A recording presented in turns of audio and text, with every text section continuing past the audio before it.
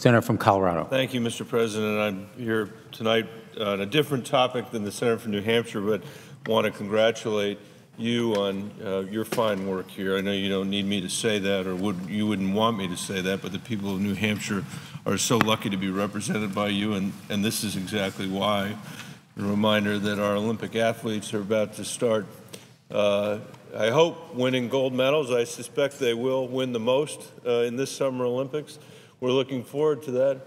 You mentioned marathons, and it brought to mind what I wanted to talk about tonight, which is the Farm Bill. How's that for an elegant segue from one marathon to another?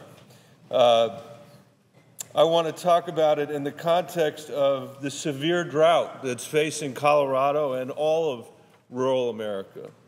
And I want to acknowledge the administration's ongoing efforts to provide Coloradans with disaster relief during this difficult summer of fires and drought. Mr. President, we need to pass a 5-year farm bill as quickly as possible to address the challenges that we're seeing in farm country. And we've done the work to get an agreement on the Senate bill. In fact, we've passed a 5-year farm bill in this Senate.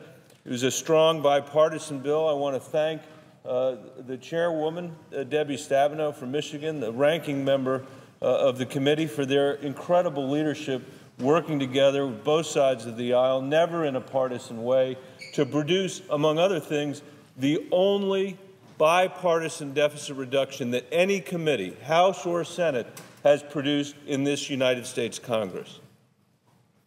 $24 billion of deficit reduction that's been agreed to by Republicans and Democrats. It ends direct payments to producers, which is one of the most substantial reforms that we've seen in agriculture policy in a long time, and it strengthens the conservation title of the Farm Bill, which is very important to my state and to the West. Mr. President, Colorado has a $40 billion agriculture sector that extends to all corners of our state. Farming and ranching are two things that we do extremely well. The senator from Iowa is here tonight, and I know he knows that his farmers do it extremely well in Iowa as well. But producers in Colorado and nationwide are experiencing the worst drought in 50 years. While Colorado is certainly no stranger to water challenges, this year's growing season has been particularly tough, to put it mildly. According to the U.S. Drought Monitor, nearly our entire state is designated as an extreme drought area. This designation means that we are experiencing major damage to crops and pasture land, as well as widespread water shortages. While this designation tells us a lot, we really only need to ask the farmers and ranchers about how dry the conditions are threatening their operations. I met recently with a group of corn growers from eastern Colorado. Take a look, Mr. President, at what these farmers are up against. This is Steve Scott's cornfield, 18 miles southeast of Burlington, Colorado, a town of 4,200 people near the Kansas border. This crop and many others in the entire region have withered under long stretches of high temperatures with little or no precipitation to help. The Department of Agriculture reports that 50% of Colorado's corn production is in either poor or very poor condition. The drought has also taken a significant toll on our cattle producers.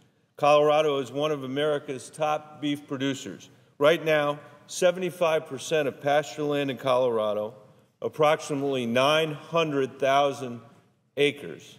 I'm not sure how that measures up to the presiding officer's state, but it's probably getting pretty close to that size, is rated as either poor or very poor in condition. Dry pasture and feed shortages have led ranchers to liquidate their herds early, well before they've realized their full size and value. The Greeley, Colorado Producers Auction Barn is seeing double the sales activity right now as compared to the same time last year. Because ranchers are selling their cattle below full weight and maturity, they're losing anywhere from $200 to $400 a head. Next week, Carl Hansen of Livermore, Colorado, is selling 160 of his steers and 90 heifers. On average, each animal will be sold 150 pounds underweight due to the drought conditions. And if beef is selling at $1.50 a pound, that's $56,000, a little more than that. $56,000 of lost revenue for Carl Hansen and his family. And the consequences of this drought extend well beyond farm country, Mr. President. The damage to our farms and ranches affect other sectors of the economy, from transportation to energy to banking to retail. Mr. President, I know, we all know, there's nothing Congress can do to stop the drought or protect the next one from coming. But what we can do is give our farmers and ranchers the tools they need to manage this drought and plan for the future by passing a 5-year farm bill. You hear a lot about uncertainty in these two chambers. I can't imagine a set of circumstances creating more uncertainty in a more difficult situation than this. And now we hear that the House leadership is planning a 1-year punt on this whole conversation. One more expression that Washington, D.C. has become the land of flickering lights, providing very little opportunity for people to be able to plan and have predictability. I ask what's wrong with the Senate-passed bipartisan farm bill that had the support of 64 senators. 64 senators, Democrats and Republicans. Some people voted against it because they didn't think it was adequate to their region, but this was not a partisan vote. Neither majority vote nor the minority vote was a partisan vote.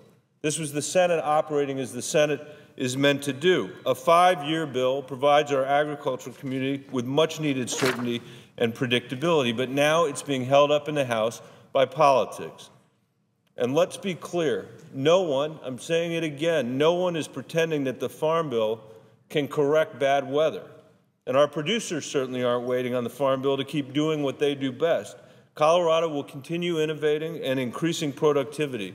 But the last thing on earth they need right now, the last thing on earth they need is to have Washington's unfinished business hanging around their necks.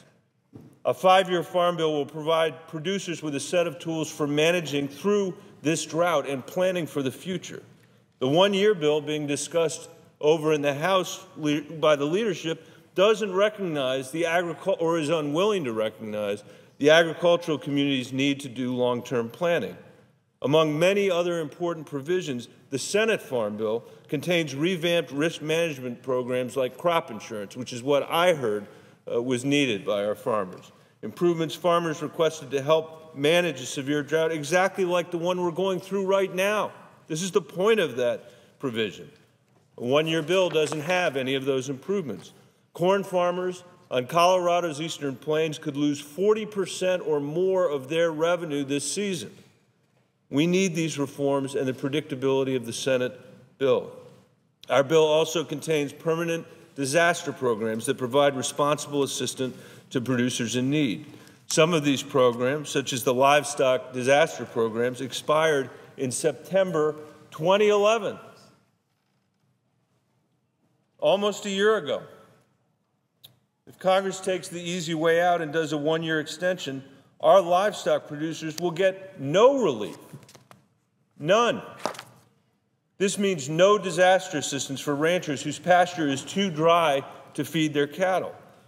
Who's going to explain to the people selling at the Greeley auction barn why this isn't a priority for our Congress in the middle of the worst drought in decades?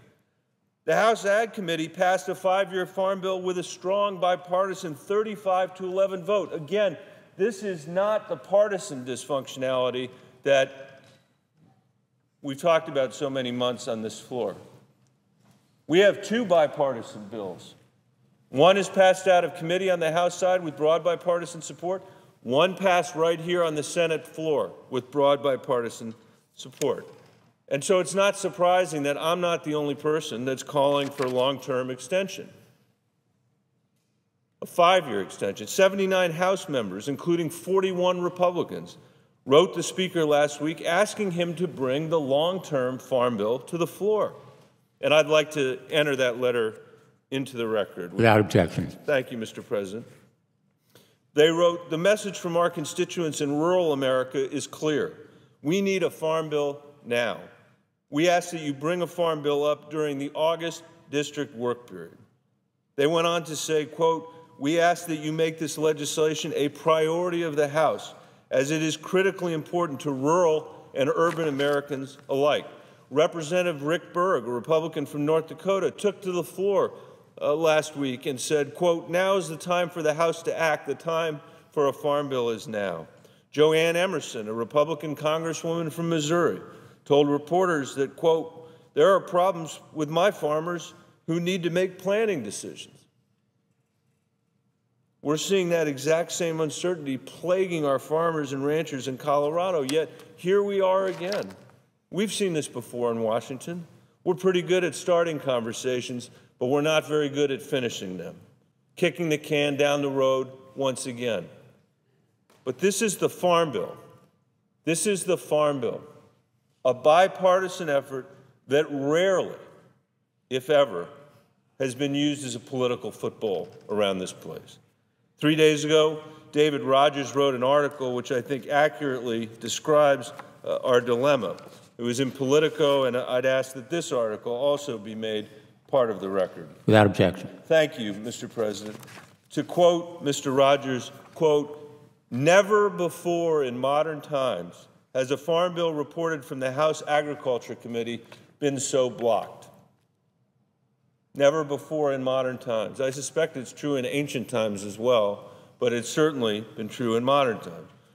Rogers tells us that he, quote, looked back at 50 years of farm bills, 50 years, a half century, and found nothing like this.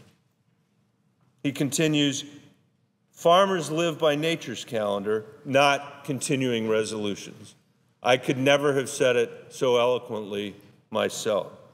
Quote, and by failing to act, Congress can seem even more detached from the real lives of everyday people. I would not have thought it was possible that this place could seem more detached from the everyday lives of the American people than it already appears to be. But we found a way of doing that, and that's by failing to pass this bipartisan farm bill through the United States Congress in a timely way that's essential for people that are suffering through this kind of drought. I think Mr. Rogers' observation is exactly right.